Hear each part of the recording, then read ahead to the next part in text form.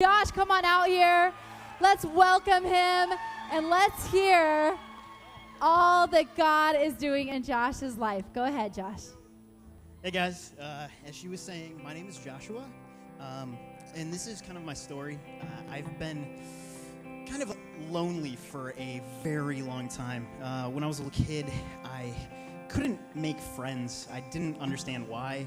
I was an intellectual kid, so I was always overthinking things and questioning while not really trying so hard. But we moved a lot, and I could never really settle down, and I couldn't really, find that sense of love that I thought at the time that people could fulfill. And it was kind of worse than that. It was less so I wasn't accepted, but more so I was, picked on quite furiously. A lot of people told me I was useless, had all kinds of different names for me that they love to say.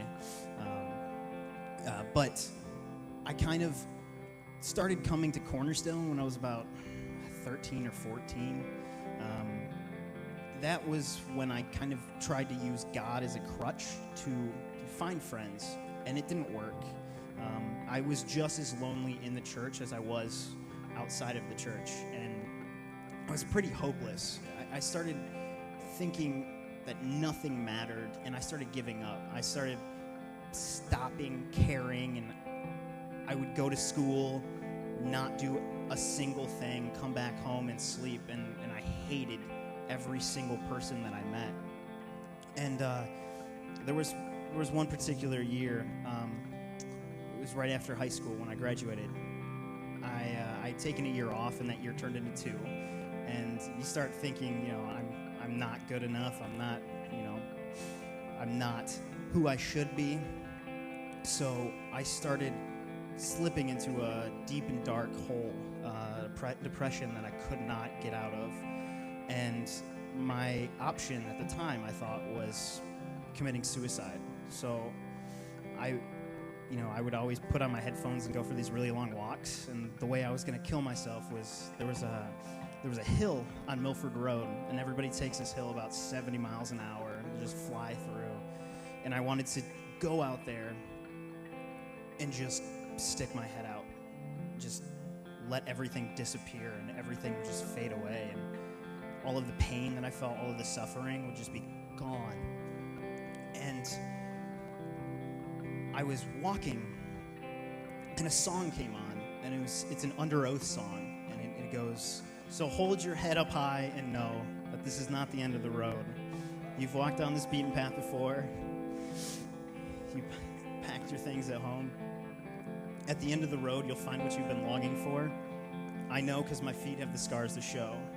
I was lost with a vague direction and no place to call home." So I kind of started breaking down. I was in tears at this point. I was seeping out. There was water coming out of every orifice, and I kind of just kept walking. I forced myself to move. I didn't want to get stuck there in this place of darkness, and God took me out of there, and I didn't realize it at the time because I wasn't living for God. I wasn't following His word for me. So I got the opportunity to leave Michigan, and I went to Tulsa, and I started living there, and I thought everything was perfect.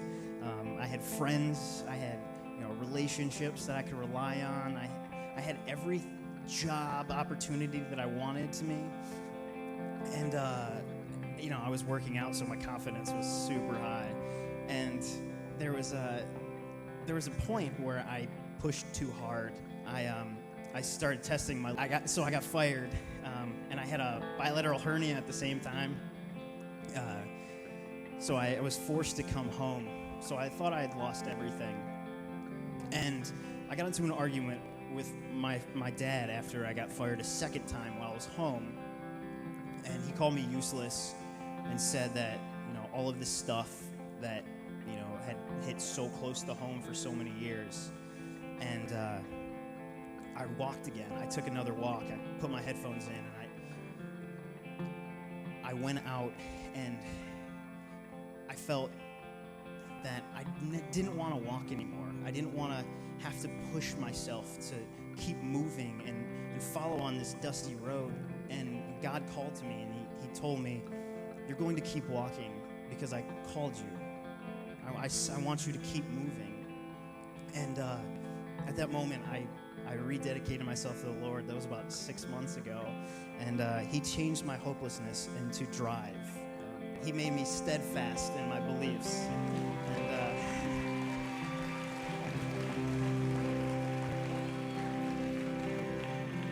And now I'm not just walking on that path anymore. I'm running, and I'm joyous, and I'm cheering because he's given me this opportunity to keep walking, even though I should have stopped. And I love it for him. Thank you, guys. Awesome. I love it. I love it. Awesome. Awesome. Thank you for sharing your story, and thank you for wearing such a great white denim vest. I love that. I love that. Man, praise God for changed lives, hopelessness to drive in his life. Man, I love it. I love it. Well, why don't we give it up for Pastor Pradeepan as he comes out and concludes our series, I Believe, Help My Unbelief.